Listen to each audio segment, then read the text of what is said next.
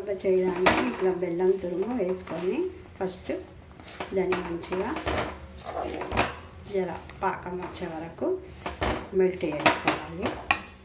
కొంచెం నెయ్యి వేసినా బాగుంటుంది, నీళ్ళు వేయకూడదు. కొంచెం అట్లా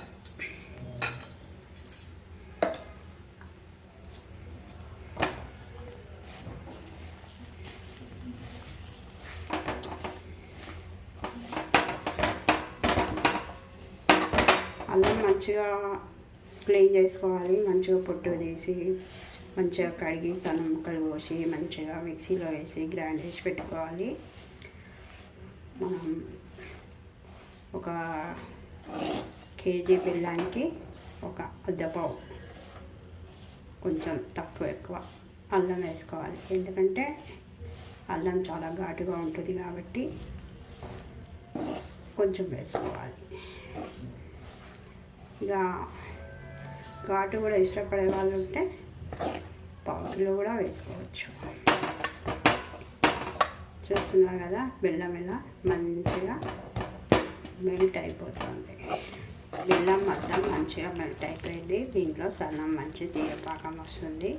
ఇప్పుడు ఇందులో మనం గ్రైండ్ చేసి పెట్టుకున్న అల్లం వేసి కలుపుకోవాలి.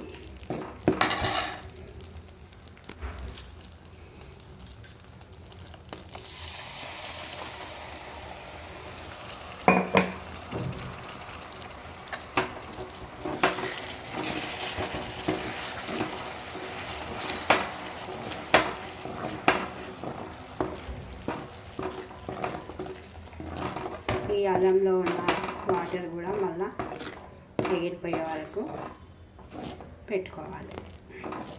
చూస్తున్నారు కదా ఇట్లా పలుచగా అయింది. ఇప్పుడు అల్లం వేసే వరకు దీంట్లో ఉన్న వాటర్ మొత్తం ఎగిరిపోవాలి. మళ్ళీ పాకు రావాలి. మంట మాత్రం సిమ్లో పెట్టుకోవాలి. మనం అల్లం వేసినప్పుడు పలుచగా ఉండే కదా, ఇప్పుడు చూడండి ఇట్లా చిక్కబడిపోయాము. ఇట్లా మంచిగా చిక్కబడుకోవాలి. ఇప్పుడు ఇది కూడా మళ్ళీ పాకు రావాలి. ఫస్ట్ బెల్లం పాకు ఎట్లా వచ్చిందో అట్లా ఇది కూడా మంచిగా పాకు రావాలి. పాకు వచ్చిన తర్వాత ఒక ప్లేట్లో వేసుకుంటే మనకు అల్లం మురబ్బ రెడీ అయిపోతుంది. ఇప్పుడు దగ్గర పడింది, పాకు వస్తుంది. ఇంకో 2 సెకండ్స్ అయితే దించుకోవచ్చు.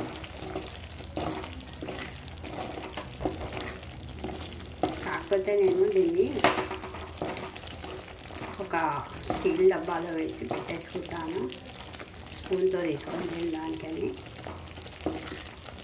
ఇట్లా బిల్లలు ఏం చేస్తాను, పిల్లలు కావాలంటే కొంచెం గట్టిపాకు వచ్చినాక ప్లేట్కు కొంచెం నెయ్యి రాసుకొని అందులో వేసి చెక్కిల్లాగా పోసుకుంటే మంచిగా అల్లం మురబ్బ రెడీ అయిపోతుంది.